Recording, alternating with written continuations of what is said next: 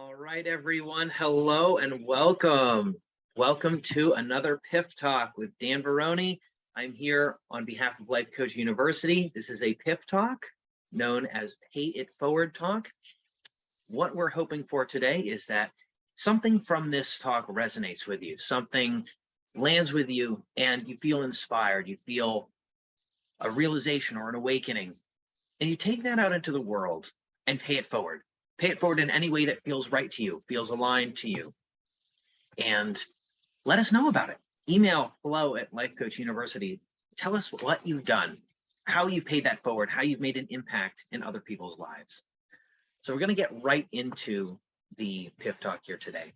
And one of the things that I wanted to share was, well, seasonally, I live in Vermont in the United States on the East Coast, and it's winter. It's January, we have snow, it's cold, it's not necessarily, walking weather. It's definitely more of the skiing type weather. We have a lot of ski resorts around, and people come here to enjoy the season. The people who live here, well, sometimes less so. So what is this? What is the point of all this? What does this mean? Well, we all have seasons in our life, right? We all go through periods of time where there might be a period of expansion. There might be a period of contraction. Sometimes that season is warm. We feel things are flowing. We feel that we're connecting with other people, or things are going right for us, where we have more joy in our life. Sometimes, again, those seasons of contraction. We have the fall where the leaves turn and they drop and they die. We have the plants, hibernating for a season or dying, animals. There's transition. There's always change. There's always things that are moving. I think one of the big lessons for me this past fall and winter has been this mantra of flow, not force, right? Oftentimes our expectations, we feel that things should be a certain way. We feel that there's a direction we want to move in, whether it's goal setting, and that's not bad. I'm not saying goal setting is bad. What I'm saying is it can take us away from where we're at currently, right? When we're so focused on this thing that I want to attain, it can take us away from the present moment. It can take us away from the things that bring us joy in our life. And we enter more of a winter season where there's less light. There's less time to be outside. There's less connecting with people because it's cold. And I don't want to go outside when it's 10 degrees or 0 degrees. I want to stay where it's warm. I want to see people that light me up, right? I want to see people that, or do things that fill me with joy. Winter's hard. Winter is hard. In the winters of our lives, those seasons that come in where maybe things aren't going the direction that we want them to go, right? Whether it's a job or relationships, always relationships, friendships, family, romantic.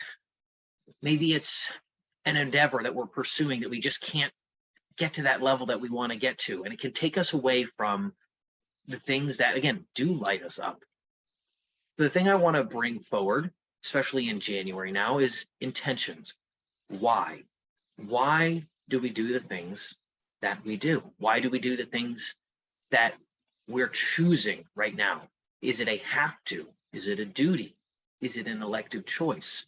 Have we given up our agency to the society in which we live unconsciously, right? Oftentimes that happens so subtly we don't even notice until we go, wait, when did I sign up for all of these things? Why do I have so little free time in my life? Why is all of my energy being expended on other things that maybe I don't care about as much as I have, invested in? And why do I have so little time for myself? Why do I have so little passion in my life? And how do I fix that? How do I change that to be more joyful? And I know I'm hitting on this word joy a lot because I feel like, especially at this time of year, it's really important to make that the priority. Life is meant to be enjoyed. We are here to connect with people and things and activities that light us up, that fill us with being. That's this presence of who we are, right, in the present moment. I think presence, right, we can dive into this a little bit. What does it mean to be present? What does it mean to have presence? Is our head focused on something else, something outside of ourselves? Is our head focused on what I have to do? All of these things that are on my to-do list that I just don't have time to do because all of the stuff of life. I'm a single dad. I have 2 kids. I understand there's a lot of have to do's, but I still prioritize time for me as well, because I know that if I'm not the best me, I cannot possibly be the best anything to anybody. If I'm not investing in myself, there's zero possibility of me being at my highest and best to be a good dad, to be a good employee, to be a good, boss for myself, for my own practice, to be a good friend. Any of these things in our life, right? We've heard before, you can't pour from an empty cup, right? But yet we still try to. We put ourselves at the bottom of that hierarchy where I'm going to invest in everybody else first. And I see this happen a lot of times actually with moms, especially single moms.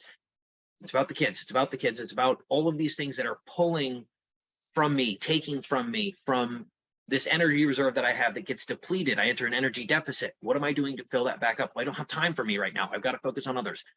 It's not a bad thing to have a heart for others, especially when it revolves around family or kids or anybody that's dependent on you. That's a healthy relationship. That is something you've committed to. I'm not saying any of these things are bad or good. They just are.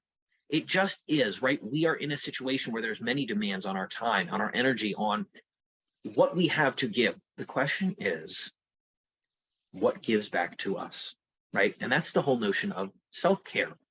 What is this self-care? It's bandied around a lot. It's a very trendy buzzword. What does it actually mean? Self-care is taking that self-relationship, right? The you that spends time with you, that invests in you, that is at peace with you, and putting that higher on that priority list. Instead of coming last, you're putting yourself to the top of the list. You're investing in yourself, doing things that are resourceful, doing things that are rejuvenating, things that light you up, that make you a better version of yourself, right? It doesn't mean you're not yourself. It just means you are at your highest and best level. So whether that's writing, a paper, right? I say that, not an essay, unless that's your thing. Maybe that is your thing, but writing fiction, if that fills you up, doing something that's musical or artistic, going for a walk, cooking food, playing a board game, puzzles, playing video games. I don't care, as long as it's something that lights you up, that makes you more vibrant. You can be contemplative and vibrant. I don't mean you have to be expressive, but I find that the best self-care items are typically ones that are impassioned, right? It's something that is from the heart, that is so you, that just makes you want to do it more. And I don't mean where it obliterates everything else in your life, right? It's like, I only want to do this thing, but you do it, you go like, I'm so glad I did that. Somebody I know, I mentioned skiing earlier, right? It's skiing season in Vermont. And somebody that I know was saying, man, I want to get to the mountain, but then I have all this stuff to do, but I really feel it's important. And I said, well, so when have you ever thought after a day of skiing, man, I shouldn't have done this, right? When have I ever said, I've had too much skiing? And this person goes, oh yeah, you're right. I've never, ever said that. Right, because all the other stuff can wait, right? I'm not saying to shirk your responsibilities, but at the same time, right, do what fills you with joy, because that's the reason we're here, right? We're having a human experience with the highs and the lows, with the joy and the sorrow, with the happiness and the sadness, with times of action and times of contemplative, more, reflective time, excuse me. So this idea that, creativity is only art, or that when you're doing something in self-care, you're going on a retreat, well, you can self-care every day. Small time is just taking a little bit of time that's for you and only for you. You are your focus. Your head isn't out thinking about what you have to do or focus on other people's needs. That is wonderful, but it's not self-care. It can lead to codependency, right? When you meet your needs through others. Self-care is you investing in you, with you as your primary focus, right? That's something that's really hard for us to do, especially, again, being raised very codependently. I was incapable of that. I did not know how to do that until really into my 30s. So it's something that I think we need to take time to really break down. What does this mean, right? What does it mean to me when I self-care? What activities do I do? Or do I do no activities? Do I meditate? Is that how I get self-care? Again, there are no wrong answers here. It's all so individualized because you are your own person. You are figuring out how the best way to live your life. That answer is up to you, but it will feel right. It will resonate, and you'll be in this place where you'll be more than you were before, and it'll feel, I'm so glad I did that. It will never be a question of, oh, do I want to be? I think the resistance to self-care comes from outside, right? It's all of that pressure, all of the shoulds, right? All that I should do, I need to, there is a lot on my plate. Yeah, And also you're on your plate, right? If you can't take care of you, how are you supposed to take care of other people? How are you supposed to meet those obligations if your cup is empty, right? Sleep, easiest form of self-care. Also, admittedly, I struggle with sleep, right? I'm not sleeping as much as I should. I'm not at my best. Eating, right? There have been days where I've realized it's the end of the day and I've gone, I haven't eaten. What's going on with me? And it's because I was so focused on the self, on doing all of the things, right? I didn't even think to eat. And absolutely, it's we got a comment here. I tend to stop and do self-care only when I'm exhausted. Oh my gosh, right? It's I 100% understand that because right, we're going, and we hit burnout. That cup gets completely empty and goes, oh, when was the last time I thought about what I needed? Well, I didn't. I've been so focused on all of the other things, especially the people in my life, especially if we care about those people, right? The relationships with our family or a partner or, with our job, right? It's huge. The relationship with our job, right? That typically takes one of those high priority slots, right? That's one of those that has so much of our intentionality, our presence, our focus, our mental energy, even if it's not a physical job, if it's one that taxes us, by the end of the day, we get home, we're, mental pizza, we're just completely scrambled eggs upstairs. And it's like, I'm exhausted. What did I do? Well, I stood at a computer all day, but I was so focused on what I had to do, on the needs of other people coming into this job or projects or whatever, that we oftentimes will just kind of, coma for a little bit. Where's the balance? Right? And I'm not advocating for quitting your job. I'm saying, where's the balance where you're getting what you need and you're able to fulfill the duties and responsibilities and obligations of your life in a way that feels aligned, in a way that feels resourceful, in a way that doesn't tax you, leaving zero left. And that's the answer that I think we're all searching to find, is how to get through this epidemic of unhappiness, right? This great suffering that we kind of unwittingly, right? It's unconscious. We've adopted this. I see so many people with the mindset of, oh, well, like life happens to me. Right.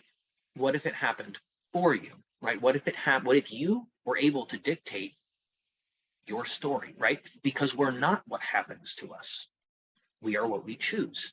The problem is many of us don't know that it's a choice. We don't know that we have the ability to choose the life we want to live and to be the person that we want to be. We just succumb to the narrative that we feel has already been written, and that determines the path that we follow. So again, back to joy. Do you have enough of it in your life? Do you make time for the things that light you up, for the people that light you up? Let's dive into relationships a little bit, right? We talked about this last time.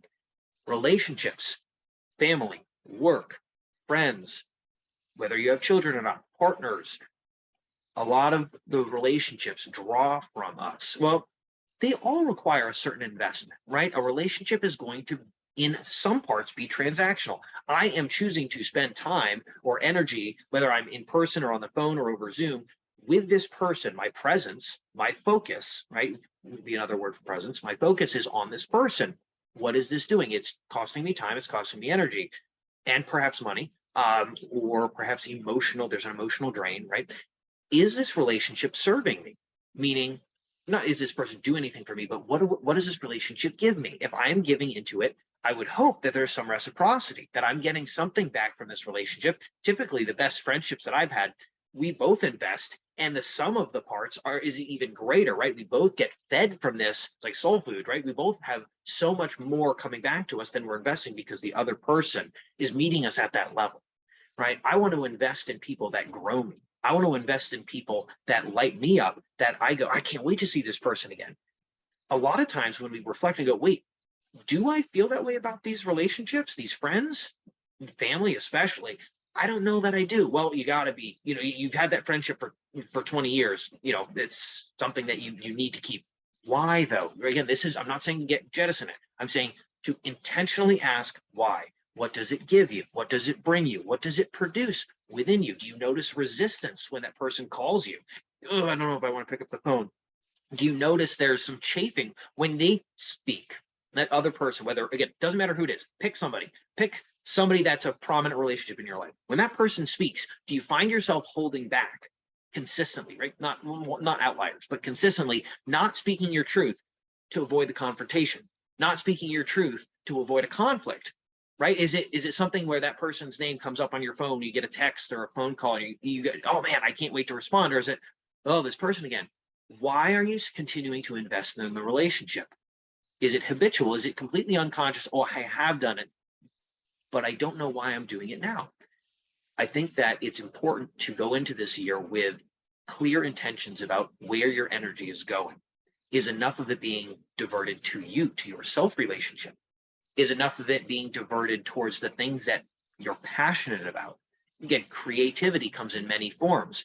I am not an artist, but I love acting out, role-playing games, for example. I'm a nerd. I love tabletop role-playing games similar to like Dungeons and Dragons. That is my kind of art. I'm very expressive and act out my character's, life through the game that we're playing, right? That's my form of creativity where I feel most at home. Other people could not care less about that, but are very creative with their hands, tradespeople. I found people that work oftentimes, in construction, right? Or carpentry. That's so creative. That's not what you typically find as a creative person. Though somebody goes, I'm not very creative. Look what you do, right? What are the things that you produce from within you? What's the gift that you bring to the world?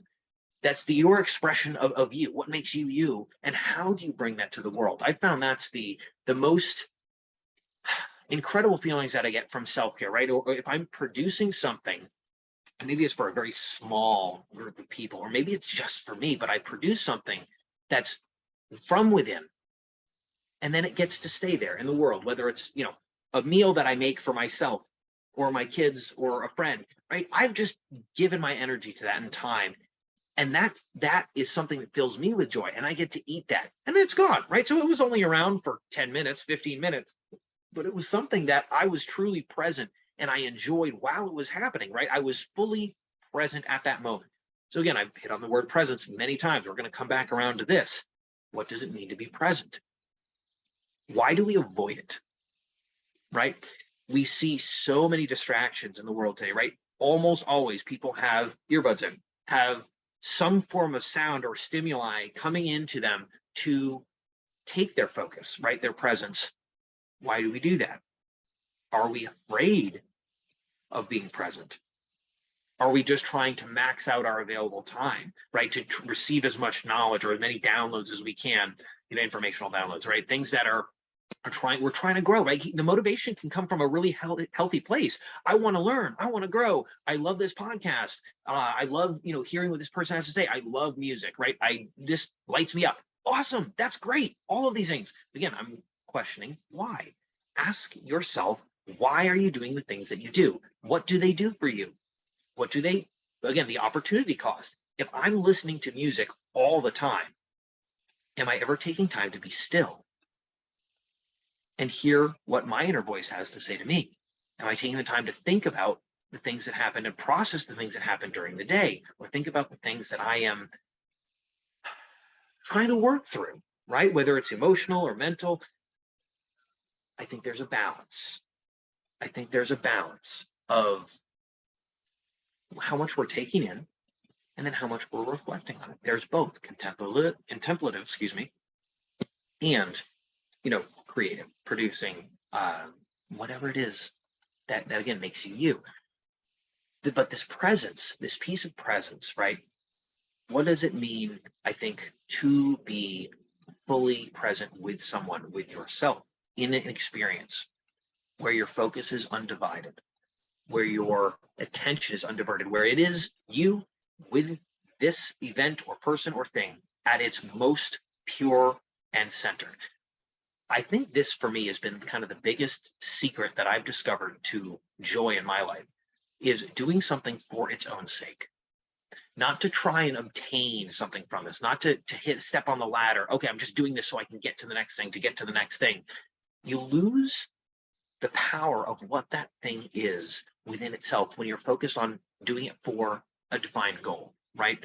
Again, not shooting down goal setting, but if you go, okay, I've got to graduate and I've got to take, X many credits to this semester, and you just kind of going through the course just to get it done. That is a focus on a future goal, right? A future objective that you're trying to achieve. which is not bad. But if you stay in that place of, I can't wait until X, I can't wait until I get through this thing that I don't like, until, were you ever present during that time? Were you ever in the moment of doing the thing that you were doing and experiencing it in its own immediacy? Or go, wow, I can't believe where the last few years at this job went.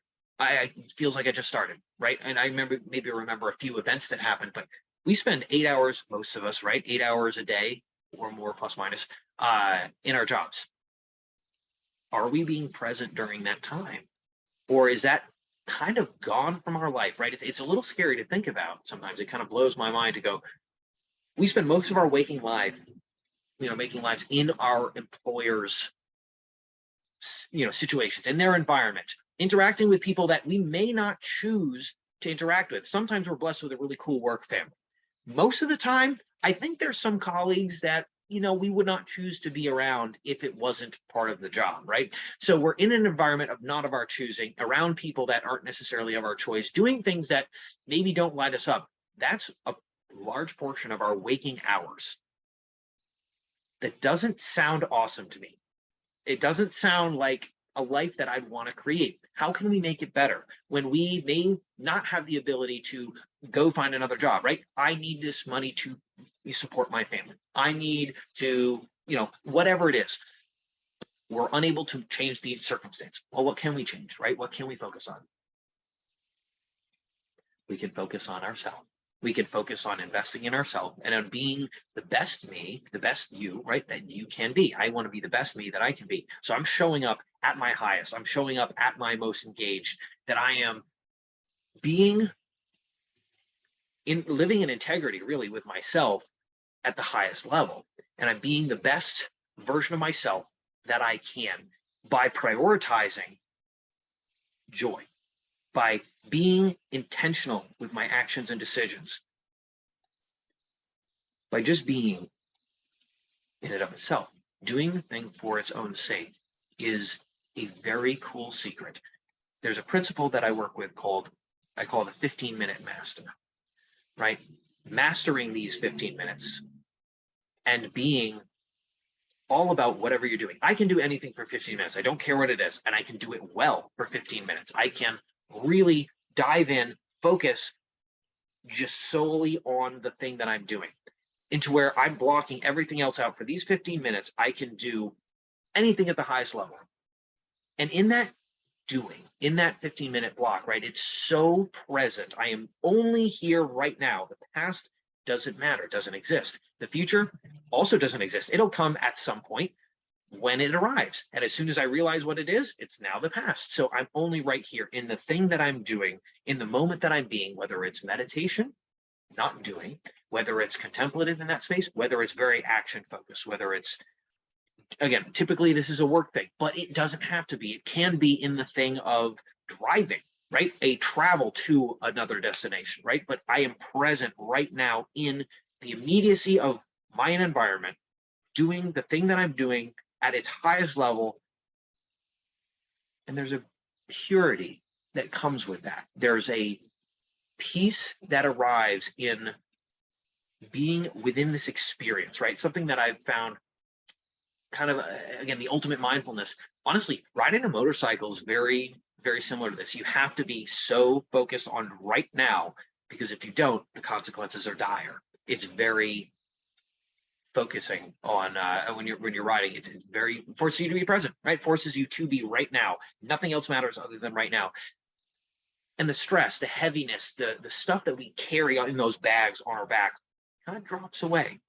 So when we master this 15 minutes, I am at the highest level that I can, doing the thing that I'm doing at the most, again, essentially the highest level that I'm capable of.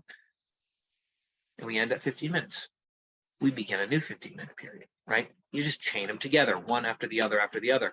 In doing so, life becomes, I found, again, kind of the secret that I found for that was it enhanced my joy. I was doing something the best that I could for those little chunks of time. I don't need to think about it as 8 hours. I can think about it as, hey, 15 minutes, right? Is just chaining them together to make this ultimately extremely full day that felt very fulfilling and filled me with joy, because I was doing something that I was proud of, that I was really invested in.